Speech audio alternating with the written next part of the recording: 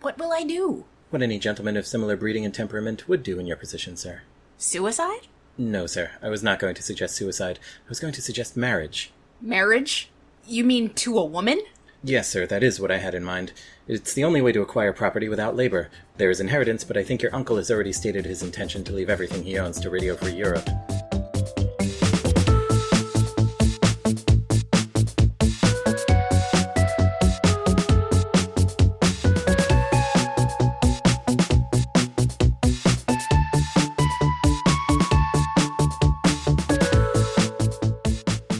Hello. Hi. And welcome to episode 204 of Modern Technology Watches. 204. Very exciting. Absolutely exciting.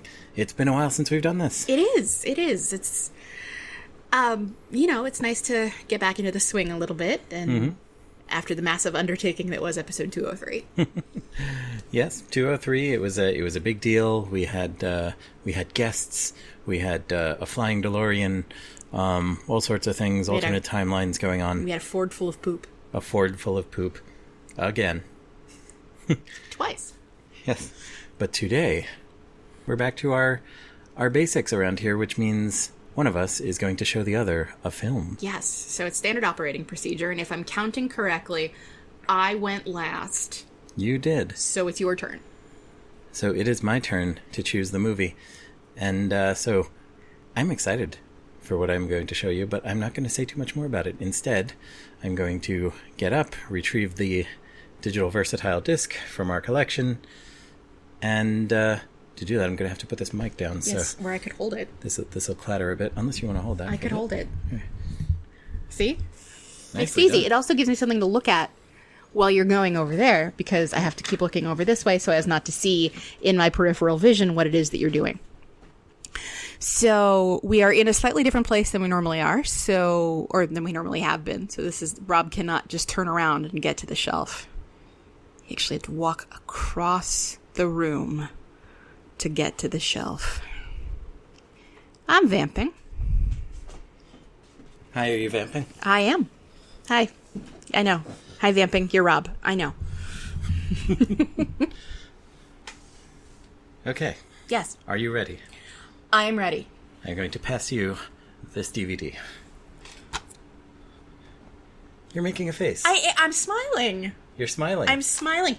So tonight's feature is a film called A New Leaf, starring Walter Matthau and Elaine May, written and directed by Elaine May. Jack Weston is in it. James Coco. We love James Coco. We do. I'm so excited. And this is a movie that you would ask me repeatedly if I had ever seen. Mm-hmm. And then you got it, and it's been sitting on the shelf for a long time. This is very exciting.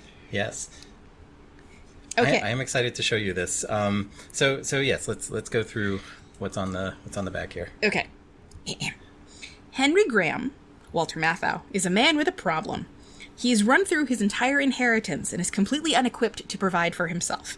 His childhood guardian, Uncle Harry, a deliciously mean-spirited James Coco, write it down, The very same. refuses to give him a dime, so Henry devises a plan with the help of his imaginative butler, George Rose, to make his money the old-fashioned way. He can marry it. But he cannot see himself as a happily married man, so he comes up with an even more devious solution. With a temporary loan from his uncle, Henry has 6 weeks to find a bride and repay the loan. Otherwise, he must forfeit all his property to his uncle. Henry finally meets his dearly beloved, a clumsy, painfully shy heiress, Henrietta Lowell, played by the film's writer-director Elaine May. The answer to his prayers, if only he can overcome the obstacles placed in his path by his uncle and Henrietta's lawyer, Jack Weston. I love Jack Weston. I'm so excited. I am excited. So were you familiar at all with this movie? No, and I mean, I'm not going to say that it doesn't sound a bit like a combination of like Arthur and a movie with Chris O'Donnell called The Bachelor. I don't know that one, but I know Arthur. And functionally, he had 6 weeks to, or he'd lose the inheritance if he didn't get married. It's of a type. Yes. But this was a while before Arthur. This was 1971. 71, yeah. And this is a movie that my mom made me watch because for some reason I was not in the mood to watch a movie, and this was on, and Mom sat me down in front of it, and she's like, "No, really, check this out. You will like it." and all I knew about it was Walter Matthau, and I did like Walter Matthau and other stuff. And this is when I was like really, I was a kid. I was maybe 11 or 12, and I loved it. She was right. She had good instincts with pop cultural stuff generally. Mm-hmm. Yes, throughout my childhood, and I won't say too much more about it, except I'm excited for you to see this. I am also excited to see it. And I'm excited for the Walter Matthau. Who doesn't love a Walter Matthau picture? I know no one who doesn't love a Walter Matthau picture.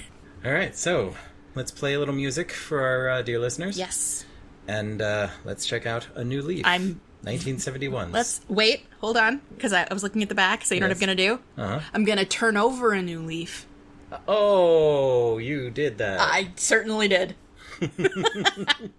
I can't believe she does these things. A New Leaf. A New Leaf. 1971's A New Leaf. A New Leaf.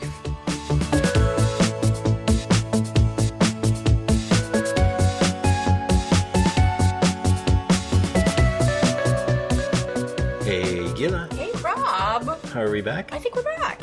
Excellent. We are back from having just watched 1971's A New Leaf. A New Leaf. The entirely charming A New Leaf.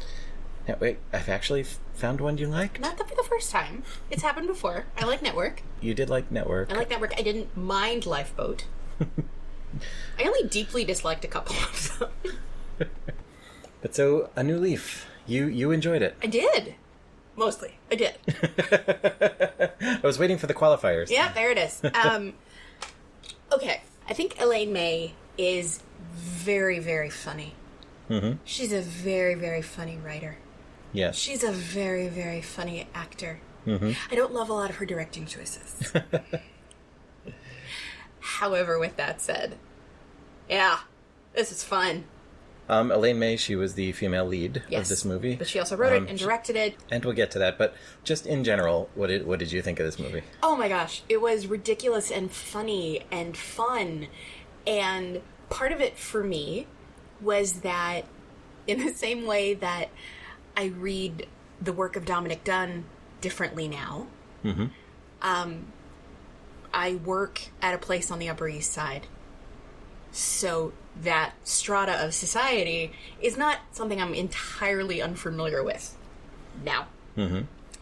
So it was a fascinating opportunity to kind of look at that. And I was like, oh, we're on Park Avenue in the 50s. Okay, I know where we are. Stuff like that. Even 1971 Park Avenue in the 50s. Even then. But it was so funny. It was so funny. It was so well cast. Mm-hmm. The fact that, Walter Matthau was doing his thing, and Jack Weston and James Caan were turned up to 11, and Elaine May was like at 3. Yeah. I am moderately annoyed at the large plot thread that was left dangling. For those listening, and I know you're out there, who listen to these things without having seen the movie first, this is the part where I will urge you to pause this and see the movie. I think it might be on some streaming service or other, though we watched the DVD. But, it's worth watching. It's definitely worth watching. It's not horribly long. Mm-hmm. It's, an hour and 40 minutes? Hour and 40, yeah. And it's fun. It's a quick hour 40. Mm-hmm. And, but we're going to spoil the hell out of it, obviously. We certainly are. Yes, we always do. Mm-hmm. Here be spoilers. Yar. But yeah, I feel like there was just one massive thread of the plot that just kind of didn't go anywhere. No, which thread is this? I feel like there was no closure on the storyline with her lawyer. Mm-hmm. And there is a reason for that. What is the reason for that? Which we'll get into. Yeah. Okay. But first, I think we should go through the plot.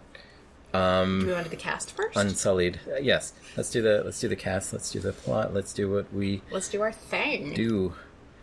Now, some of these names are not going to mean much because there are minor characters on this cast list, and this film was largely like a two-hander, maybe 3. Yeah.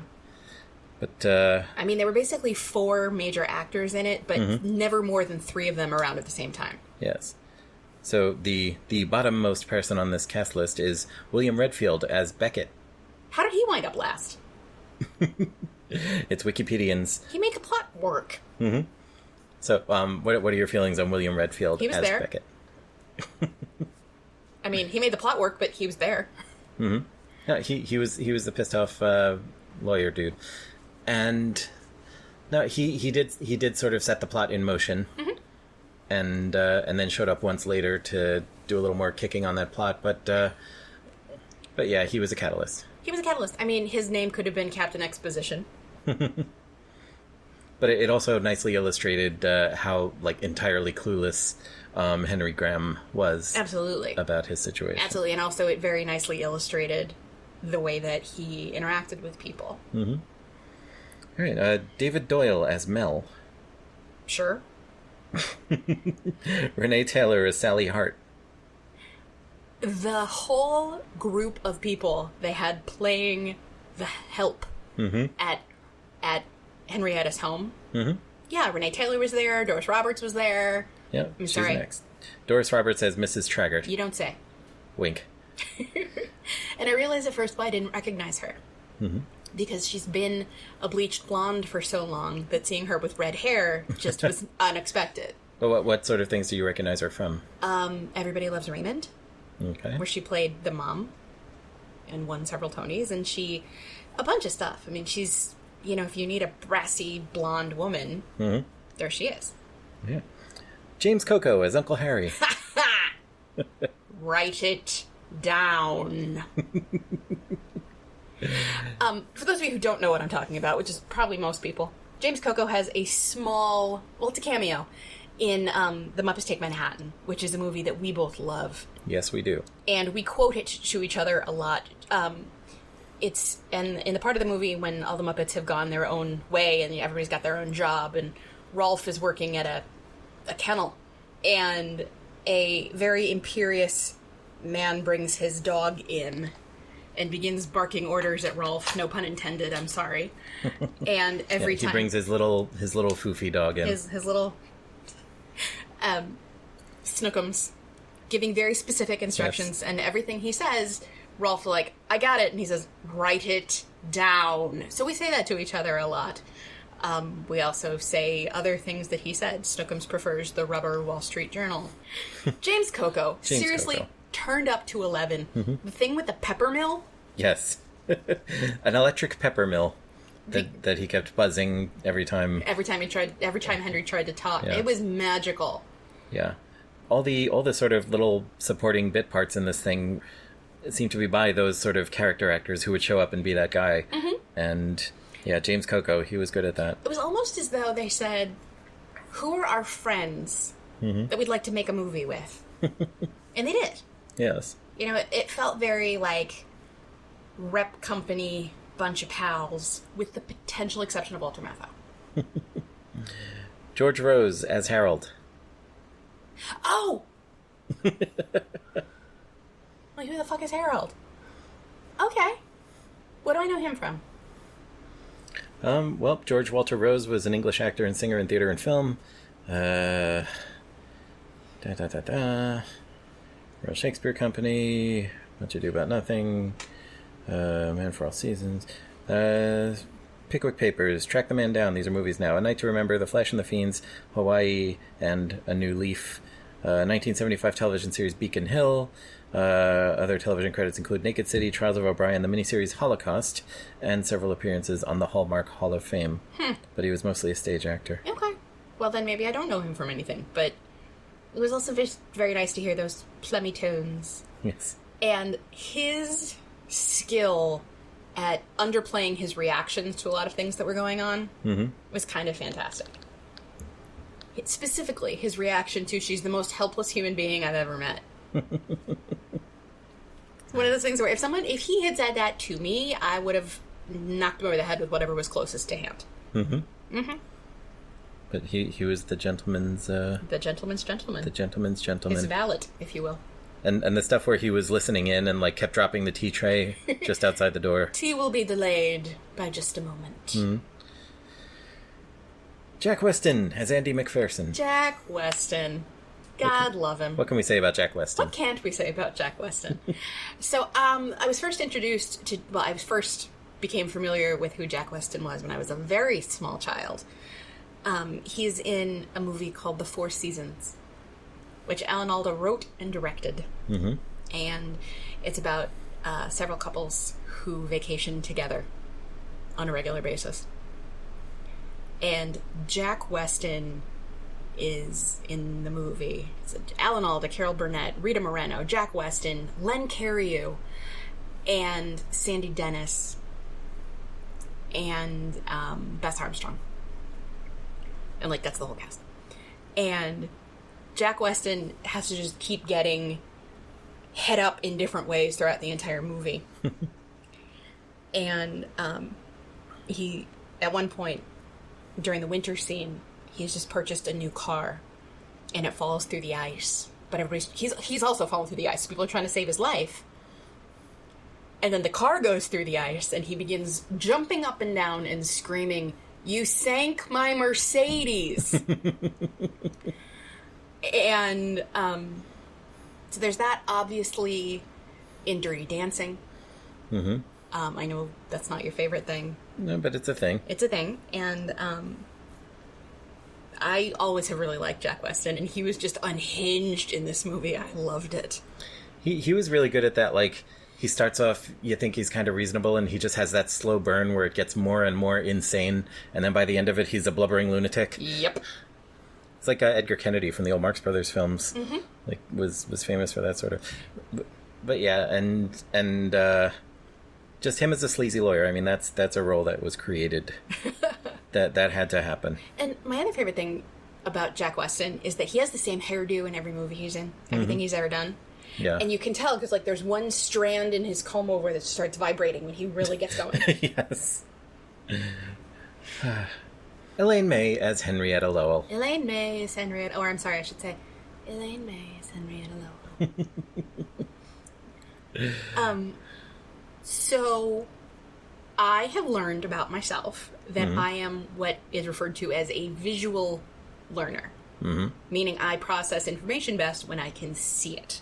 Mm-hmm. Because of that, and also because it means that we don't have to have everything up super loud, I like watching TV and movies and everything with the captions on, which is all well and good, unless you're watching something like A New Leaf that doesn't have captions. Yes, this DVD did not have captions. And then one of the main characters basically talks like this through most of the movie.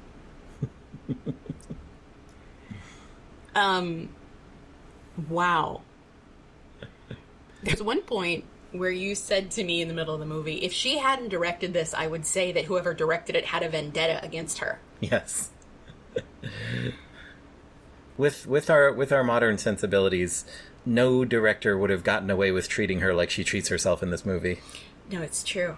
When the credits were rolling, I said, okay, there are two people on wardrobe, which makes sense, and there were several different, there was a huge section just devoted to where they got all the stuff from. Mm-hmm. The furs were from here, and the gloves were from here, and the art was whatever. There was one hairdresser. One. Mm-hmm. And look, I recognize that hairstyles in the early 70s were funky, to use a term. And I recognize that the hairdo they were probably aiming for Henrietta was Carol Brady. Yeah, maybe that's that sort of bobby thing with the little flip on the back. Right, it was sort of like a half bob, half mullet, basically. Yeah. And it was greasy. Mm-hmm. Really greasy. Uh-huh. And it was, oh my goodness. Her hair looked best after she got out of the river at the end of the movie. Yes.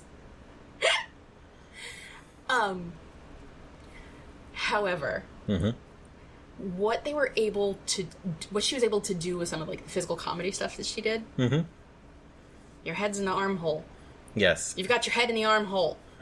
I thought it was in the head hole. You've got your head in the armhole. Yeah, the fact that she was able and willing to pull off those routines, which are damn near vaudeville level shtick at some points. like trying to get her head through the head hole in the nightgown. And I mean, the other thing I'm willing to say about that is, that is a universal experience.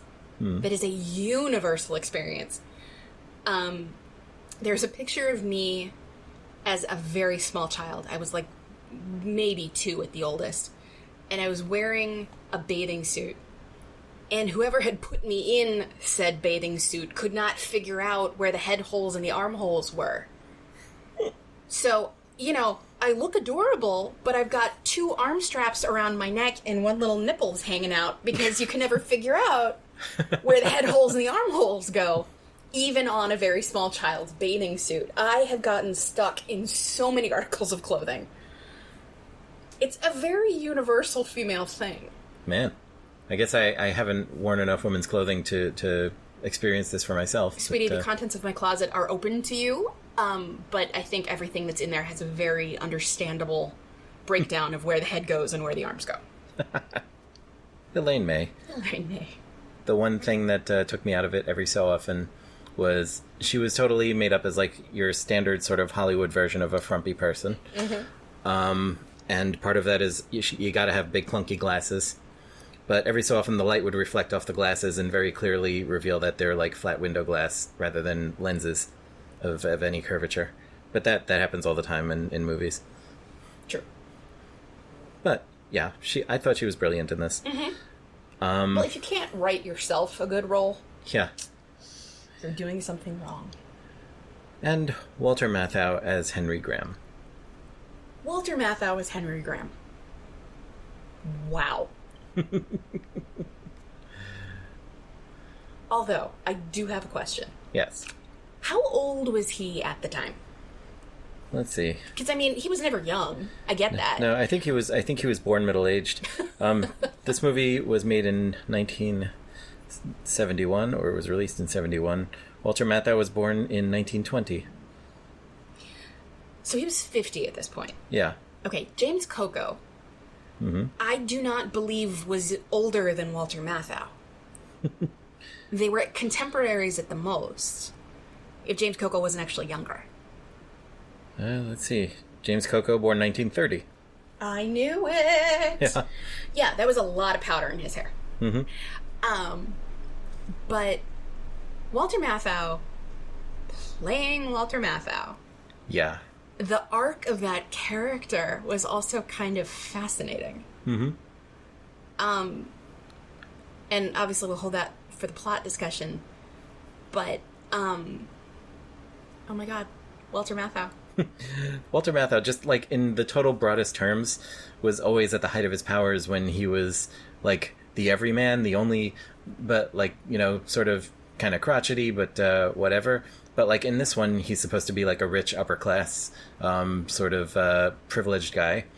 And he manages, he pulls it off. But he also gets to do that one thing that Walter Matthau was so good at every time he did it, which is to kind of be the one sane man while everything around him is just bonkers. And even though a large part of this movie involves him trying to,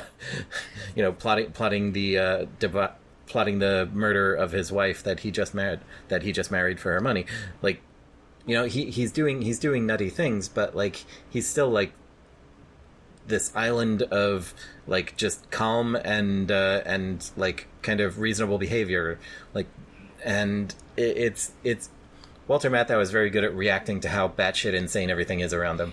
So inside the front door of our home, we have a whiteboard where we like to leave notes, and it has sort of turned into a collection of our favorite quotes from stuff we've watched. And also, notes about things we may need to pick up, or whatever.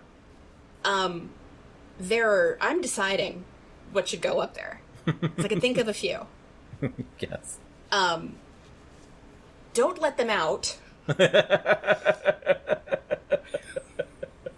Which was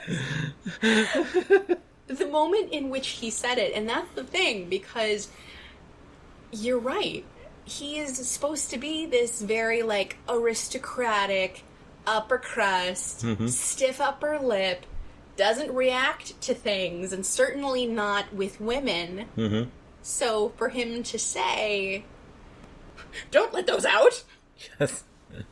was oh my god. It was it's just like he was boiling up to that moment, and then he just sort of like his whistle blew. Uh-huh. And brilliant. Mm-hmm. And the other, of course, was, "Please say yes or no, I'm incredibly uncomfortable."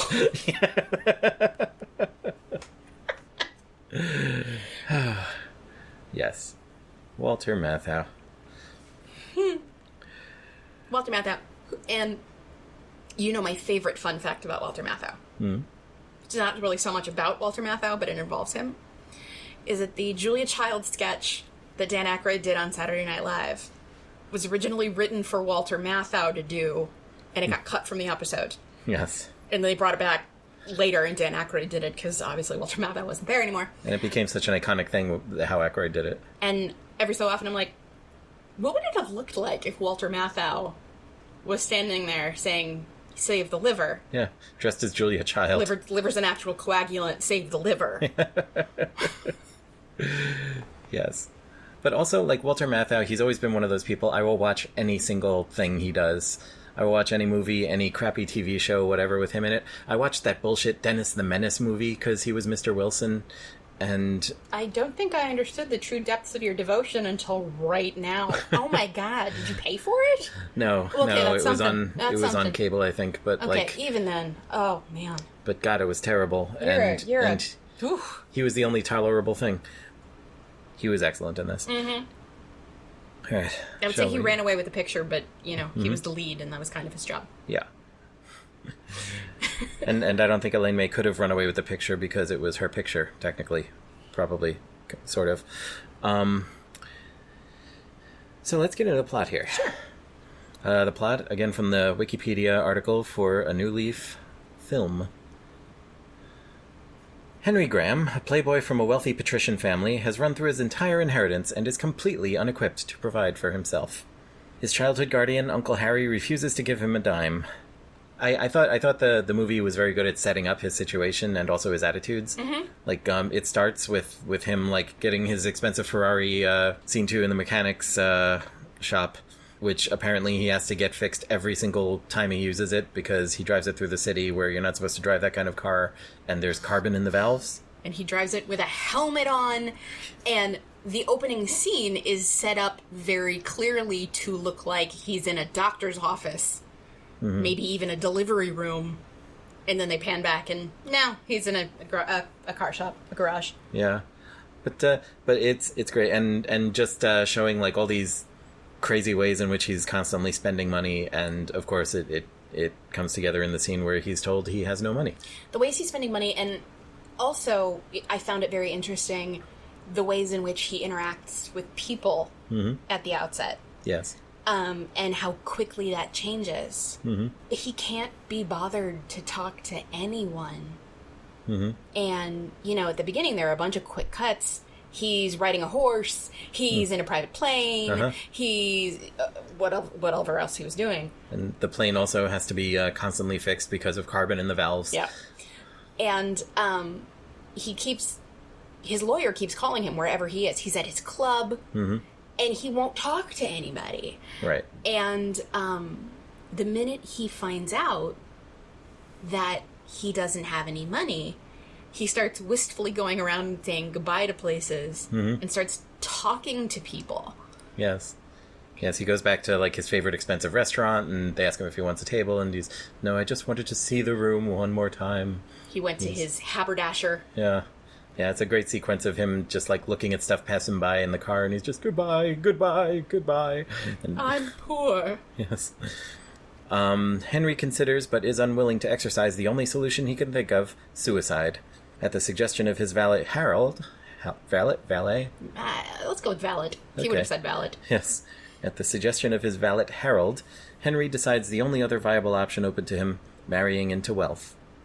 With a $50,000 loan from Uncle Harry to tide him over, Henry has just 6 weeks to find a rich bride and repay the money, otherwise he must forfeit all of his property to his uncle, which they say in the film is $500,000 worth of stuff. Yes. which, you know, is enough to make you rich in 1971. Yeah. I mean, in certain parts of the country, it's enough to make you rich here. Yes. Now, today. Not here. Not here. Certainly not on the Upper East Side. No. That wouldn't get you a walk-in closet on the Upper East Side. Not even a little. Desperation sets in as Henry's attempts to meet a suitable mate comically fail. Okay, so this is where don't take those out. Mm-hmm. Don't let them out. Don't let them out. Yeah. Was it don't let them out? Don't let those out? Whatever it was. I think it's don't let them out. This woman is very aggressively hitting on him. Mm-hmm. He's going through women. He goes to like the country club and is asking around at like, you know, which women are single and so on and so on. And so he's interested in this one. And yes, she ends up taking him water skiing where he falls off. She's soliloquizing about how simple her life is and how wonderful that is, and he falls off the skis. I don't know if he fell or he jumped, quite frankly. But regardless, he winds up in the water. And then they're back on land, and she is really... The overtures are coming on hard. And she's in this bikini. And she's well endowed. She's buxom.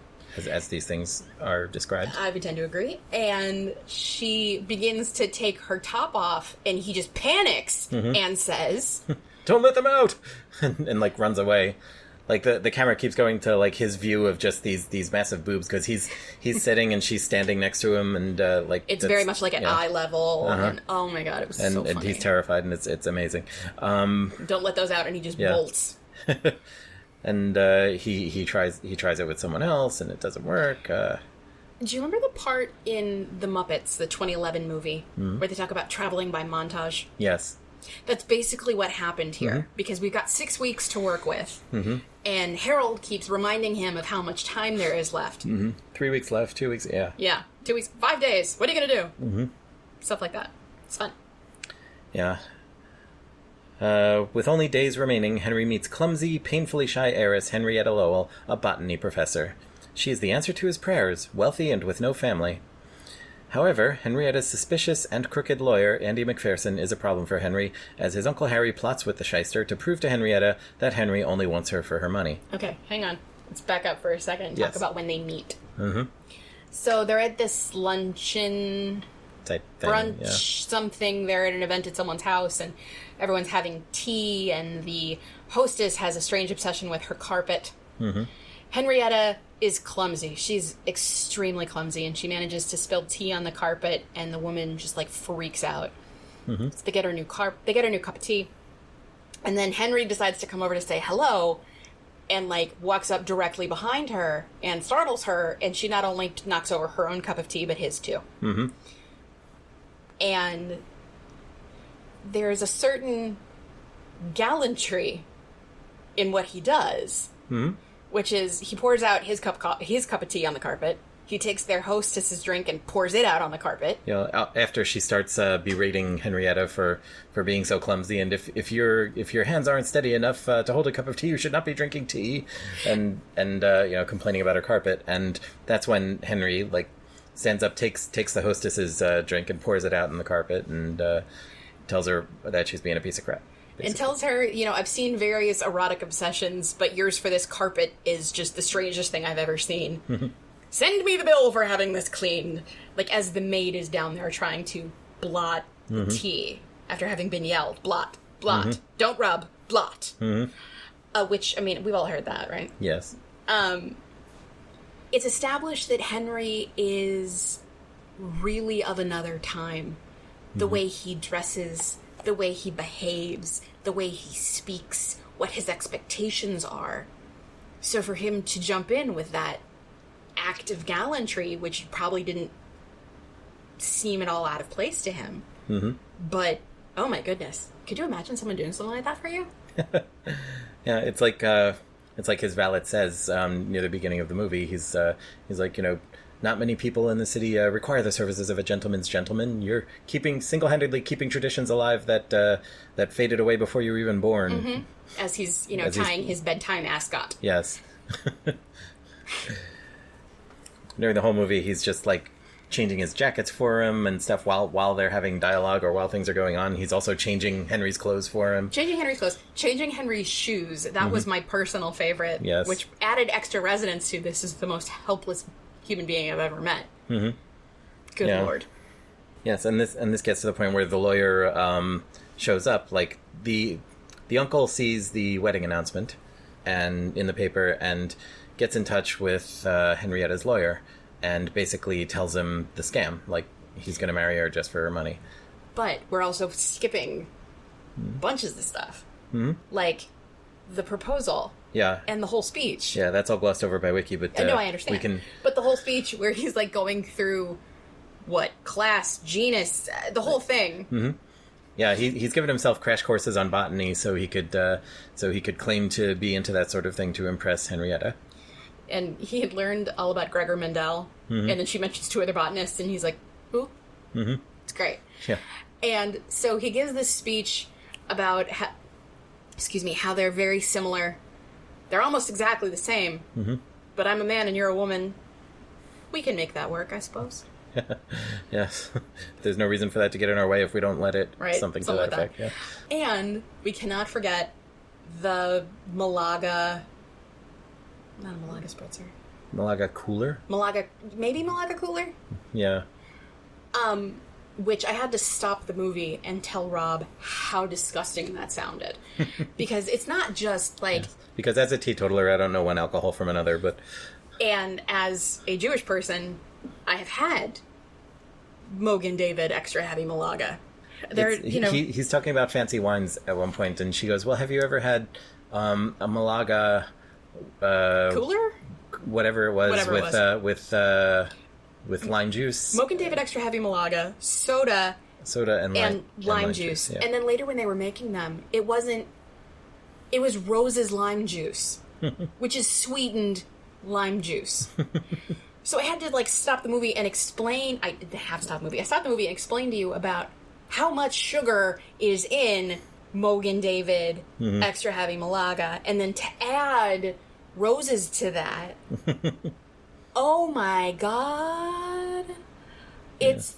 I like sweet things. That sounded like toe-curlingly disgusting. Yeah, so she's basically drinking like oversaturated Kool-Aid. Basically. It tastes like grape juice. Well, then why don't you drink grape juice? It's not as sweet. And it's interesting because he has to get her to marry him, and he continues with these grand professions of love, including when he proposes, but one of the wine glasses is broken. Which is on day 3 also of him meeting her. So he's down on one knee on this broken glass. And then he's like... Because she dropped the glass. So he's on this broken glass on one knee, as tradition demands. I would crawl over broken glass for you. Whatever it was. And then she keeps talking and he says, please say yes or no. I'm terribly uncomfortable. Yes. But when he first kneels in it and you hear the crunch and he winces and she's like, are you okay? And he's like, kneeling in glass is my favorite thing. And then watching Harold picking the glass out of his knee. But yes, she says yes. And then they place the wedding announcement. Her lawyer, who has been trying to marry her himself, because she's his only client, and he's been doing really nicely off her fortune. He wants to put a stop to it, and then Harold's uncle calls him and tells him the scam. And we know that Harold's uncle calls and tells him the scam because we found out. We find out when he comes to Henry's apartment, to confront the engaged couple. And the whole thing blows up in his face, and it's awesome. Yes. Yeah, he brings a photostat of the contract for the loan, which is, as was the way in 1971, it's black with white writing because photostats are negatives. Yes. And yeah, she totally she buys Henry's side of it. Yeah, Henry says, I wanted the loan so I could get my affairs in order because then I was going to kill myself. And you gave me something to live for. And she just goes for it. Yeah. And then she says, okay, I would like to add Henry to all of my accounts now, and I'd like to settle this debt with his uncle before the wedding, and I'd like him to have his own checkbook. Because if he has my money now, no one's going to say he's marrying me for my money. He'll already have it. Yeah, through this brilliant, like, illogic logic. And that's where the lawyer does the, like, he thinks he's got the upper hand at the beginning of it, and he just gets more and more broken and more nuts as, like, are you listening to this guy? And, like... And that one hair just keeps slapping in the breeze. That one comb-over hair in that 70s style. Yeah, it is a fabulous scene. Like, the plot summary doesn't do justice to all the little bits and bobs and, like, routines, or it's just so expertly choreographed and blocked and everything. It's excellent. Yes. His Uncle Harry plots with the shyster to prove to Henrietta that Henry only wants her for her money. They fail, and Henrietta marries Henry. The set piece of the wedding, is the wedding in the plot summary? No, it isn't. Okay. So at the wedding, Henry is freaking out. Mm-hmm. And the flower girl winds up in Henry's bedroom instead of the bathroom, and he, like, accuses her of being a spy. This is after he was watching her, like, unscrew something from one of the expensive sculptures. Which is, like, this child looked like she was about 12, but she was acting like she was 4. Mm-hmm. It's fascinating. And, the other key element we did not mention is that because Henrietta has no family, she's asked her lawyer to walk her down the aisle. Yes. Which leads to the absolutely brilliant bit where he's walking her down the aisle and still saying, like, you don't have to do this, it's not too late. Like, and he's, as the wedding ceremony begins, he's standing immediately behind them and, like, visibly sobbing.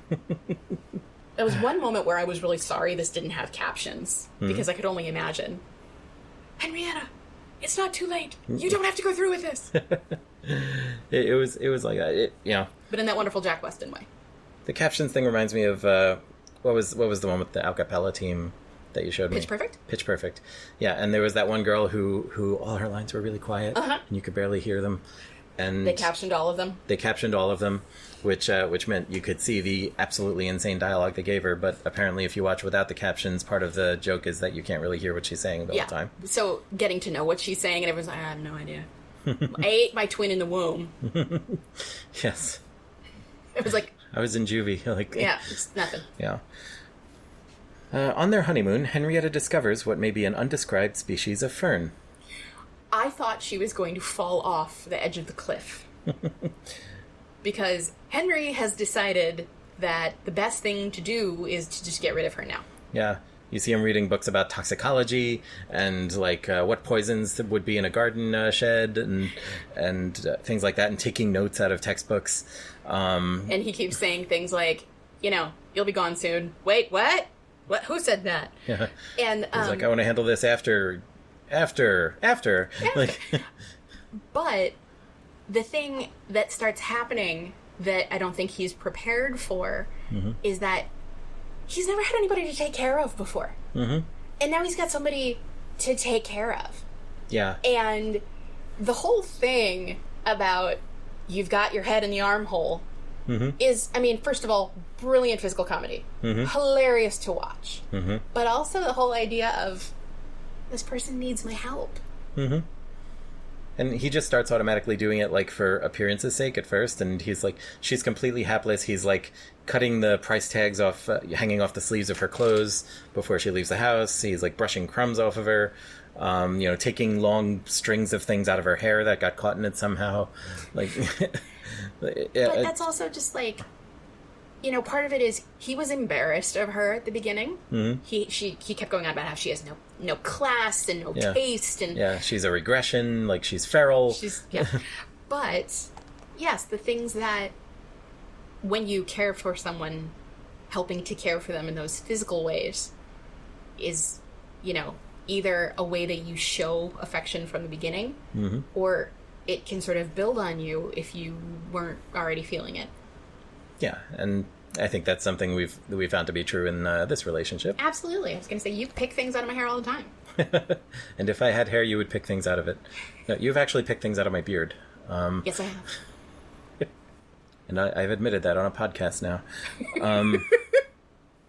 Assuming I didn't notice during the edit and left that in. And no, it's sweet in a weird way. He's not expecting that to happen, and he's not realizing it's happening.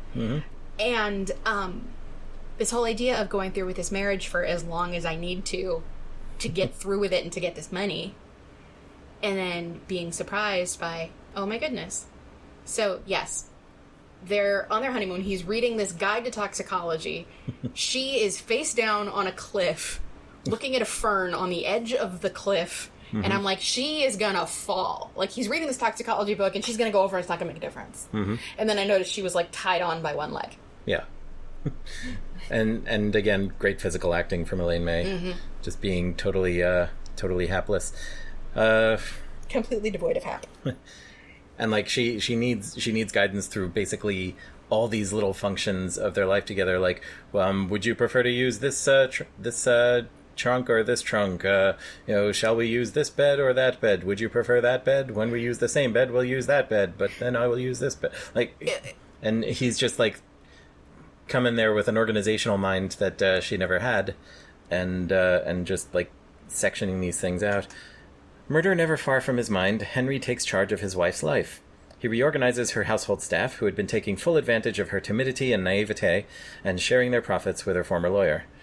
Yeah, that was great. Like, she walks in, and Harold, who'd been, working with the staff at some point, warns him, that her household is a democratic one, I think is the term he uses. That is what he said, yes. It's quite democratic. And the whole thing gets set up. Well, we found out about this initially because when they left the brunch, luncheon, whatever in God's name it was, he said, leave your car here, I'll drive you. Mm-hmm. And she said, oh, I took the bus. Mm-hmm.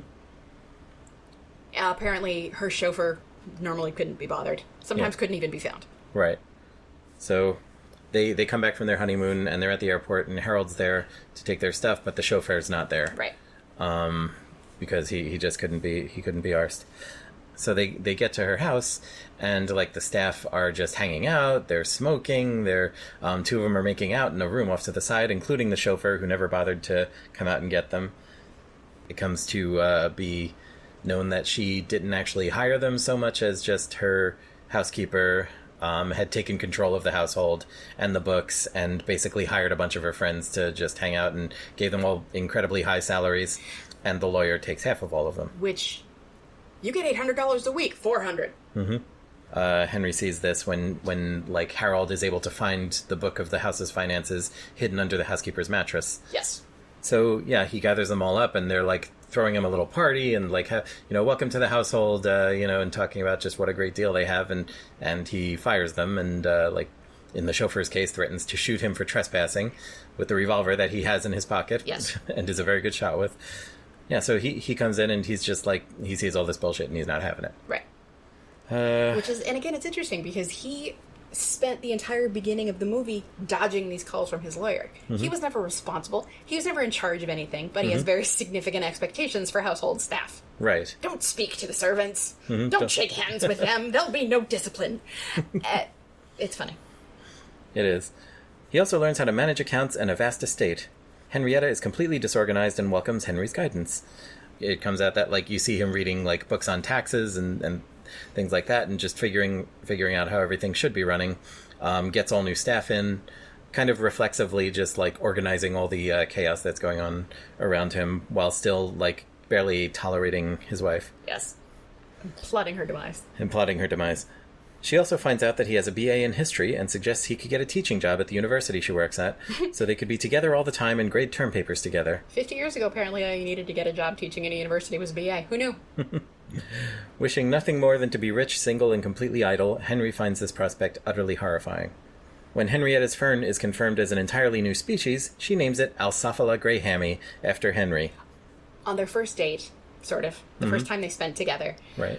His car broke down, as it often does, and while they were waiting for it to get towed, they're having a long conversation, and he says, what are your wishes, what are your hopes, what are your dreams? Mm-hmm. And she says, I hope that I can discover a new species of fern, because then they name it after you, and you achieve a bit of immortality. Immorality. Oh, yeah. You achieve a bit of immortality. God, I did it again. You achieve a bit of immortality. And then she finds it on their honeymoon, and, like, it happens. Mm-hmm. But tell what she does. She takes it, and she tells him that she's named it Alsophala Grey Hammy, and he's like, "Can't you do anything right? You named it Graham, but when you've done all your work as Lowell." And she tells him, "No, I didn't name it after me. I named it after you. Alsophala Grey Hammy for Henry Graham."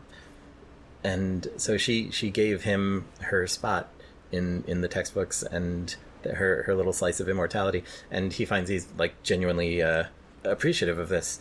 It says here, he is unexpectedly touched, since this gives him a form of immortality, something he has always desired.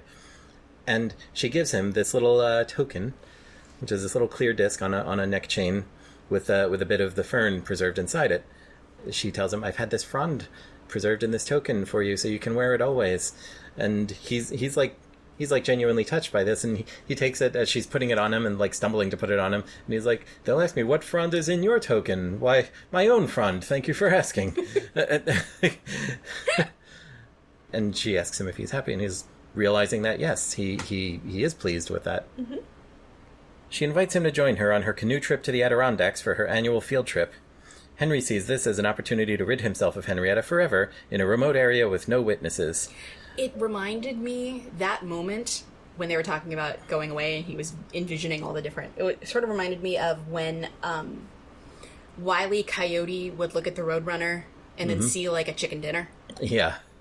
Yeah, and they had this effect where like, they laid it over with this sound effect of, like, very early synthesized bleeps and bloops, like computer bleeps and bloops, as you see his like mind working, and like these little flashes of clips of like things he's imagining happening to her, like a bear comes and gets her, or like just all this like bonkers stuff that could happen to her when she's away on this field trip. Canoeing in the Adirondacks. Canoeing in the Adirondacks, and you see him like just thinking of all that and smiling as the bleeps and bloops happen. And as he's packing, it doesn't go into it here, but as he's packing, and he's telling Harold, like, pack the revolver, pack the flasks. Three flasks of whiskey. 3 flasks of whiskey and a gun into his backpack. And Harold's like, he gets what's going on, and he's just trying to like nudge him away from that idea. He's like, you've really grown into this role, and you have ambitions now, and it's to take care of her. And like, Henry's not having it. Mm-mm. Not even a little. He is tortured by mosquitoes and utterly miserable as they portage their way from lake to lake. So, there's a shot of them in the tent one night, and you just keep hearing clapping. Mm-hmm. And what we've learned throughout the movie is that Henry does not deal with pain very well. Mm-hmm. He's a weenie, if you don't mind me saying so. Yes. And he's gotten bit up by mosquitoes every time he's been outside. Mm-hmm.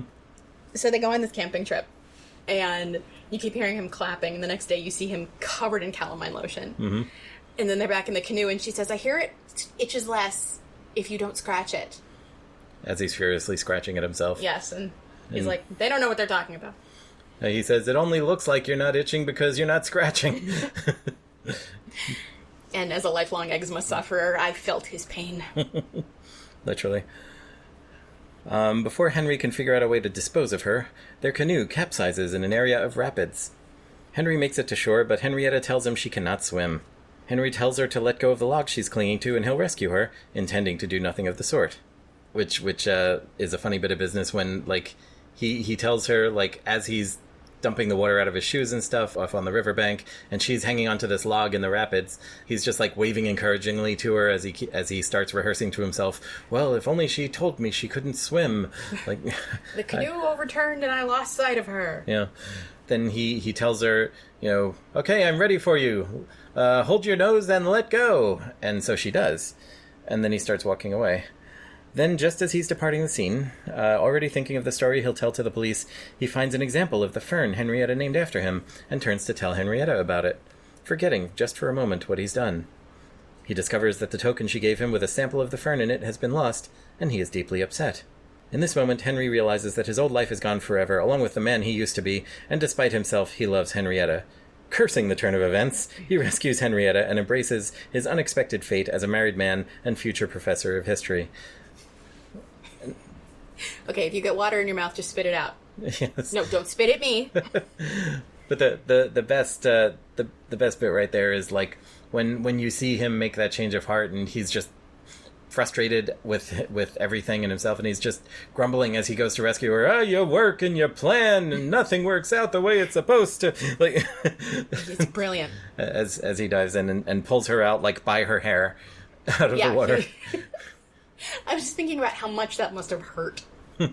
She gets onto him, and he backstrokes them out of there, and he's like, now if you feel water in your mouth, spit it out. Don't spit it on me, after she spits it on him. Yeah, he says spit it out, she spits directly into his face. Yeah, don't spit it on me, spit it into the river, and just... Yeah. Henrietta asks him if he'll always be there to take care of her, to which he responds, I'm afraid so. Accompanied by birdsong and twee music, they walk off into the sunset together. And that is A New Leaf. That is A New Leaf. From 1971. Can we go back to the dangling plot line now? Let's go back to the dangling plot line. So what happened with the lawyer? What happened with and the lawyer? And all the staff. Who, by the way, why were they all dressed like they were going to a party? Like, the chauffeur was literally dressed like Elvis. Well, I will scroll forward to a different section of the wiki article here and read that to you. Okay.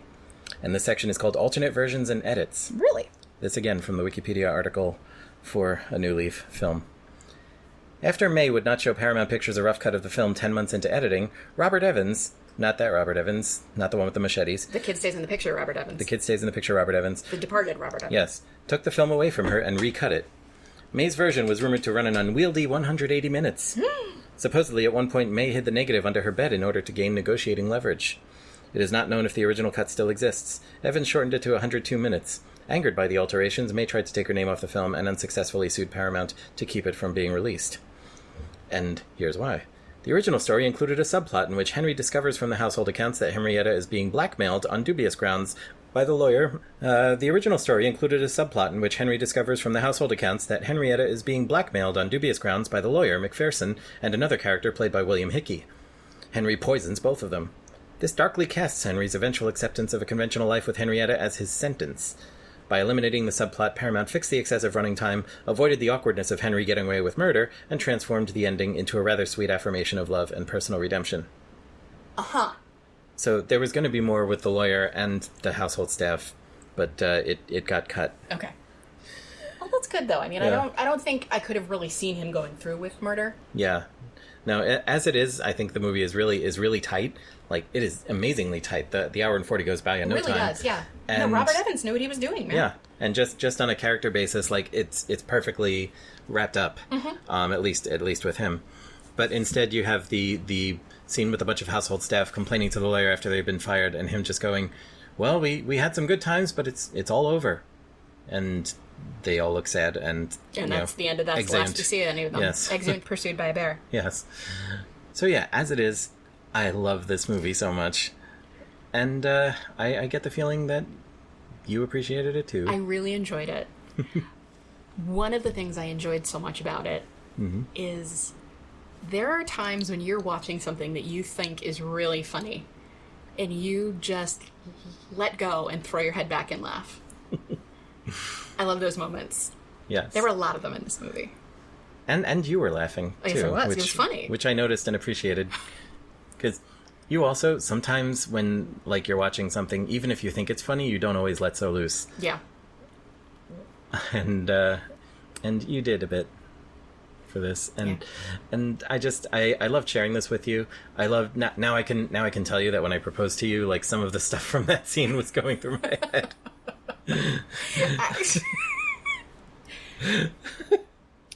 When you proposed, it was a weird moment. I think we can agree. Yeah. But there was no broken glass on the floor. There was no broken glass on the floor.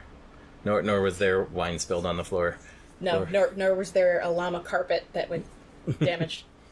No. But, through a rug, which I like, so. But no llamas died for that rug. But yeah, I love this as a Walter Matthau movie. I love this just as a sweet, weird little romance, which is, for me, the best kind of romance, is when it gets weird. It had been a while since I watched it, but I watched it so many times when I was a kid. We had it on VHS. And yeah, I got this DVD a few months ago. Yeah. And it's been sitting on the shelf. I've been waiting for the right time to spring it on you, and it felt like the right time. It's just great. Thank you. I really enjoyed it. I enjoyed the movie on its face. I enjoyed experiencing it with you. Aw. And I also appreciate when you, like, cut the tags off my clothes before I leave the house and brush the crumbs off me. when we were kids, my brother would eat sunflower seeds. He had like a box of sunflower seeds, like a Tupperware that he kept sunflower seeds in, and he would just lie down on the couch and put the box on his chest and just eat sunflower seeds in the shell, cracking sunflower seeds. One afternoon I was like, you're gross. You're covered. So I went to another room, I got the dust buster, and I came back and I picked up the sunflower seed box and I just dust busted my brother. And it did kind of remind me of that. Yeah. I love that scene where, like, he realizes that she left before he had a chance to cut off her price tags and brush her down. And, like, Harold's like, oh, I took the liberty, sir. Yeah, it's also watching Harold being protective of Henry is amazing. When, at the beginning, when Henry comes home and says, Harold, if I told you I lost all my money, what would you do? He said, I would immediately give notice and leave, sir. Mm-hmm. And they have this whole moment, and then Harold says, and please consider this my 2 weeks' notice. Mm-hmm. And then he gets the loan from his uncle, so Harold stays. Mm-hmm. And the Henry and Harold of it all is kind of a secondary love story. Mm-hmm. Almost. It's a little Jeeves and Wooster. A little bit, yeah. And, you know, Henry learning that he can be independent almost. Well, not independent at all, but he can be not completely reliant on other people, but still appreciate Harold. Yeah. And when Harold is hiding behind the doors and listening to things, when Harold is listening to Henry propose and just like his head is in his hands, he's like, and then Henry said, I wish you could have heard me. I was wonderful. I was so smooth. Yes. No. And then when Andrew comes over to confront them, and Harold drops the tea set twice. Mm-hmm. It's fantastic. Yes. That sense of protectiveness. Tea will be delayed. This is a great movie, and you should all watch it, even though we've spoiled it for you, because there's a million little bits and bobs and like delightful things about this movie that we haven't even scratched the surface of. It is so much fun, and I really hope that we do not do an episode on Elaine May's next film that she directed. Damn, there goes my next choice. We don't even own that one. And I don't think it's streaming anywhere. Ishtar. Guys, we're talking about Ishtar. I will not say anything about Ishtar right now, except I don't think it's as bad as everyone says. I've actually never seen it. Like, it gets a lot of stick for, like, being just one of those films that everyone assumes is one of the worst films ever because it got this huge reputation. And like this film, it went hugely over budget, and, I think there was something like 40 extra days of filming on this movie. And the only reason they didn't get rid of Elaine May is she had a big penalty clause in the contract that would have cost them even more if they got rid of her. Wow. And Ishtar suffers from some of the same troubles, but I don't think it's really that bad. I don't think it's good. I think it's just kind of meh. But it's become like a running punchline. Punchline, absolutely. But there are so many. I've seen so many movies that I think are much worse, and those are movies that like have their fans. So understood. But yeah, that's a tangent for another time. So, do we say 2 fireflies up? I say 2 fireflies way up. I would agree. So, you out there who listen to Modern Technology Watches, thank you so much for joining us for episode 204. Send us email at watches@modern.technology. We have a review on Apple Podcasts. Yes, we do. And we would like you to add more. If that's your thing. If you get your podcast by some other means and they have a means to review within that app or site or whatever, I guess you could throw us one. But even more than online reviews, I just really love when people tell one another about this show. Tell somebody. Email it to somebody. I told one of my colleagues yesterday. We were having a meeting and I said, "Hey, my husband and I do a film podcast. You should listen to it." Now it's time for people who are not one of the 2 members of this particular married couple of podcasters to go out there and bang the drum a little. So, yes, if you like us, tell somebody. And even tell 2 somebodies. Yes. And if you don't like us, maybe tell somebody, but tell them they should come to their own conclusions. I think that's a great idea. Anyway, this has been Rob Vincent. And Gila Drazen. And we will see you in the future. We will see you on a Netflix watch party. Maybe.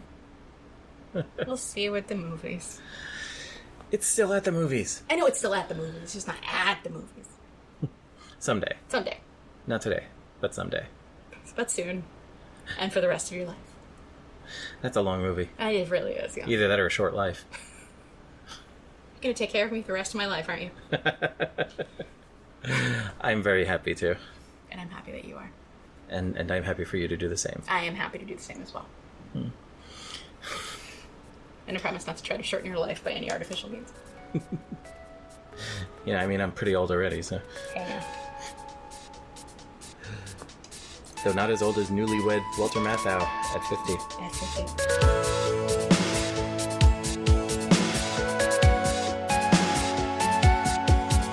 You've been listening to episode 204 of Modern Technology Watches with Gila Drazen and Rob Vincent. Go to modern.technology on the web for more info on this show, our other work, and our social media fronds. Our music is The Promise by Torley Wong, released Creative Commons Attribution Share Alike 3.0. Find more from Torley at torley.com. Thank you, Torley. Content from Wikipedia.org is used under Creative Commons Attribution Share Alike 3.0. This podcast is released under Creative Commons Attribution Share Alike 4.0, produced by modern.technology. Send us email at watches@modern.technology. And if you like us, tell a friend.